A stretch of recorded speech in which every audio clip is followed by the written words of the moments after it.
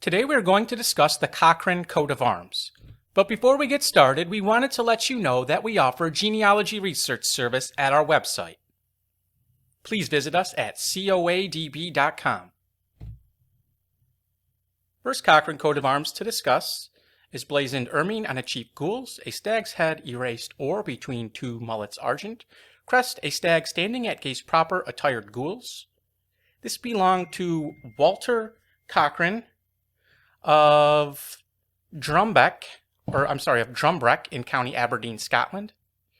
As to which Walter this was, there was a Walter Cochrane who was Dean of a Guild of Aberdeen in 1643, and there was also a Walter Cochrane who was provost around 50 years later. Another for William Cochrane, who was a second son of Drumbreck, so he wasn't the eldest son. He didn't inherit the property, I assume, but he was the second son of the family. Another for Cochrane of Pitfarr from Perthshire, from a manuscript dated around the year 1600. And I have a note here that is this Pitver or Petver in Strathearn, because I wasn't able to find Pitfarr, but I did find Pitver and Petver. Another, this one with supporters and crest for William Cochrane of Coldoun, born 1605. He was knighted by King Charles I and acquired the state of Dundonald in 1638. He was created Baron Cochrane in 1647 and created Earl of Dundonald in 1669, the son of Alexander Blair, who later had assumed the surname Cochrane. Here we see William, the Earl of Dundonald, and we know William had at least 3 children, a son William, Sir John Cochrane of Ochiltree, and a daughter named Grizzle. Sir John Cochrane of Ochiltree, we just mentioned, son of the Earl. Here's his coat of arms. Coat of arms of Alexander Cochrane of Barbachlaw in Edinburgh. Alexander Cochrane, who died in 1566, was son of George Cochrane of Barbachlaw and grandson of John Cochrane of Barbachlaw. He had 3 descendants bearing his name who lived in the 17th century. Another for William Cochrane of Rochsoils or Rocksoils in Lanark, Scotland, descended from a second brother of Cochrane of Balbarchan, and this arms was matriculated around the year 1675, and Rochsoils was acquired by Patrick Cochrane in the year 1579.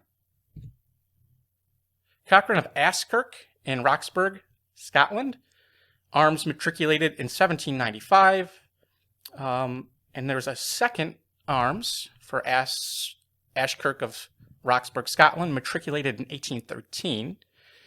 I assume one belonged to the father and one to the son. There was Archibald Cochrane of Ashkirk, born 1768, son of Archibald Cochrane, born 1732. And Archibald was the father of Thomas Cochrane of the Royal Navy, who obtained the rank of Rear Admiral in 1875. Here we see Ashkirk House. John Cochrane of Waterside, who died in 1752, son of John Cochrane of Waterside and grandson of Sir John Cochrane of Ochiltree. And John was the father of Hugh Cochrane, who died in 1796 and was of Woodgrange in County Down, Ireland. And here we have Cochrane of Coldoun in Lanark. Arms entered in 1884, it looks like.